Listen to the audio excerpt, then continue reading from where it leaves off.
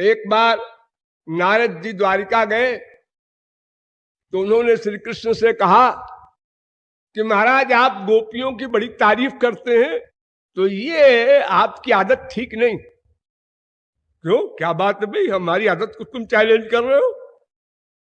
क्या बात है, आज कुछ बंदर बंदर का मुंह चाहिए क्या? हाँ हाँ, मतलब कोई ऐसी स्कीम बना के आए हो तो वैसे हम खेल खेले फिर। अरे भगवान में गलती निकालना ये किसकी हिम्मत है? नहीं नहीं महाराज, मैं बिल्कुल ठीक कह रहा हूं, मैं होश में हूं, बेहोश नहीं हूं। मैं ये कह रहा हूं कि आप जो बार बार गोपियों की प्रशंसा करते हैं तो रुक्मिणी सत्यभामा वगैरह को बुरा लगता है, क्योंकि ये तो कोई मानने को तैयार नहीं हो सकता कि रुक्मिणी से अधिक सुंदर और कोई गोपी होगी। महालक्ष्मी की अवतार है, सभी कलाओं में परिपूर्ण है, खाली चमड़े की बात नहीं है। एक गुण किसी में होता है संसार में, किसी में दो गुण होता है, और एक ही में सब गुण हो ऐसा विश्व में कोई भी नहीं हो सकता। लेकिन रुक्मिणी है ऐसी। तो महाराज आप ये सब अपने मन में कुछ भी रखिए, वो सब अलग बात है, उसमें हम दखल नहीं देते, आपका प्राइवेट मामला है सब। लेकिन रुक्मिणी वगैरह के सामने जब आप गोपियों की प्रशंसा करते हैं तो उनको फीलिंग होती है। तो क्यों प्रशंसा करते हैं आप उनकी, क्या बात है आज बताइए आप। क्यों माता जी? रुक्मिणी से कहते हैं नारद जी, मैं ठीक कह रहा हूं ना? हाँ हाँ बिल्कुल नारद जी, आज इसका फैसला होना चाहिए। लिफ्ट मिल गई। अब क्या है, नारद जी एक बीच में, और नारद जी ऐसे हैं कि वो श्री कृष्ण के भक्त भी हैं और श्रद्धेय भी हैं। ओ ब्रह्मा के पुत्र हैं, ब्राह्मण हैं, महर्षि हैं, देवर्षि हैं, श्री कृष्ण उनके चरणों में सिर रखते हैं। तो ऐसे का अवलंब मिल गया तो स्त्रियों ने कहा बिल्कुल बिल्कुल आज इसका उत्तर दे श्री कृष्ण। श्री कृष्ण ने कहा देखो नारद जी, ये सब फालतू बकवास न करो, मेरे सिर में बहुत दर्द हो रहा है, फटा जा रहा है, पहले मेरा इलाज करो।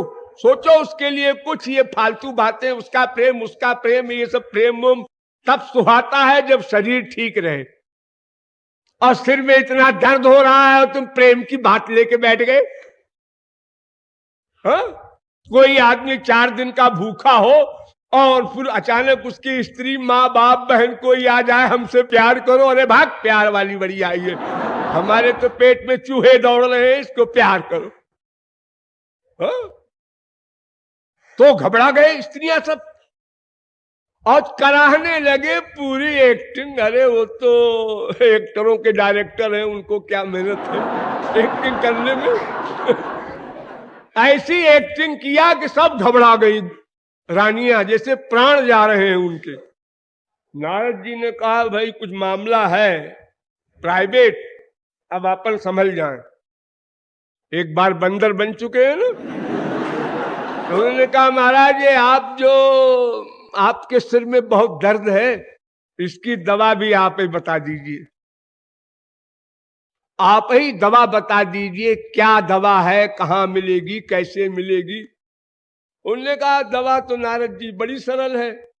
ऐसा है कि मेरा कोई भक्त हो, मुझसे प्यार करने वाला हो कोई, ऐसा भक्त अगर अपनी चरण धूली दे दे और मैं सिर में लगा लूं तो मैं ठीक हो सकता हूं। अब वो क्वेश्चन तो धरा रह गया गोपियों के प्यार का, अब ये नया प्रश्न आ गया इलाज वाला। नारद जी ने सुन तो लिया, लेकिन सोचना प्रारंभ किया ऐसा भक्त तो मैं भी हूं। अरे किसी भक्त की चरण धूली मांग रहे हैं, लेकिन मैं झगड़े में नहीं पड़ता इनके। हाँ, ये माताएं जो हैं 16,108 रानियां, ये सब महापुरुषों की दादी तो है, और कौन बनेगा इनकी स्त्री। तो इनसे कह देते हैं अभी, और इनके तो खास पति हैं। अरे पति के लिए तो स्त्री आत्मा तक का बलिदान कर देती है।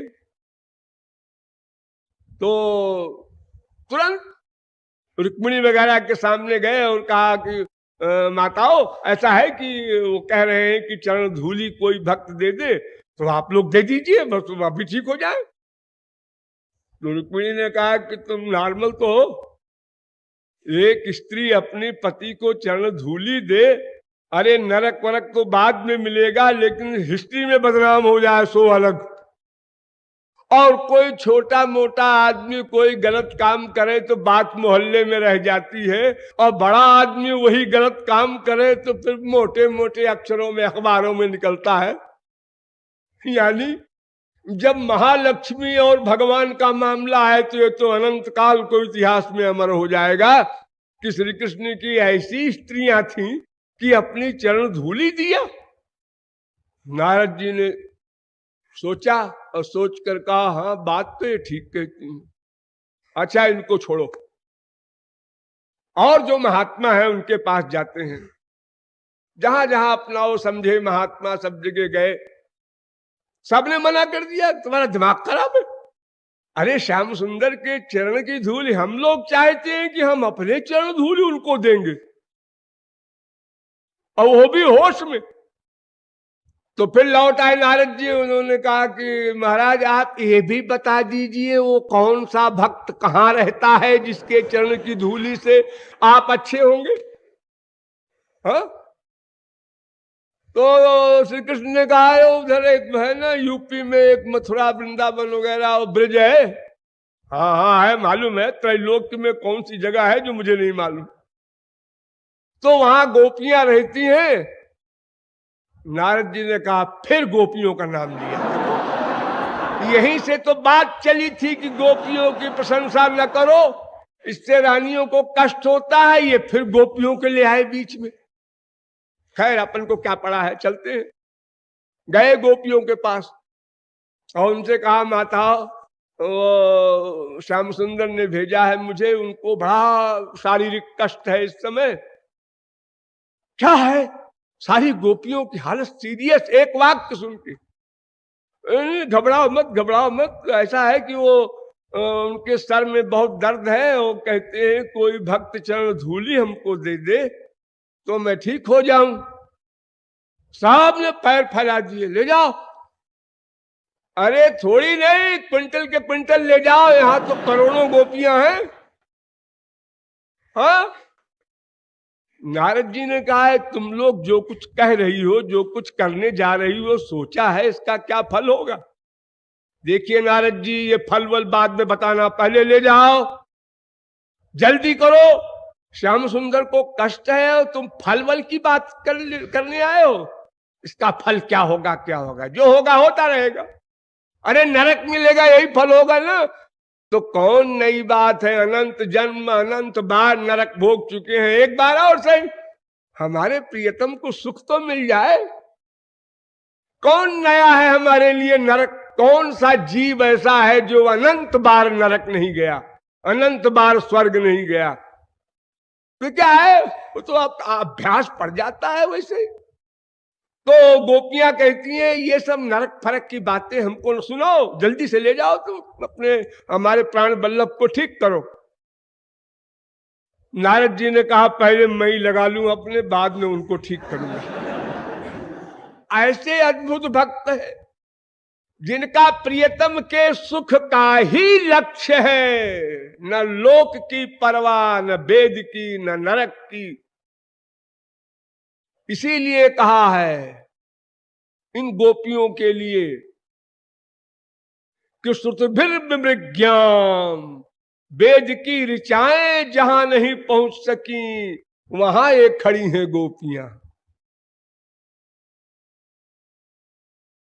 और जो आर्य धर्म है, यानी संसार की माँ बाप बेटा बहू सास ससुर सब समाज देश, इसकी परवाह भी न करे, आर्ज पथन चहित्वा भेजुर मुकुंद पदवी।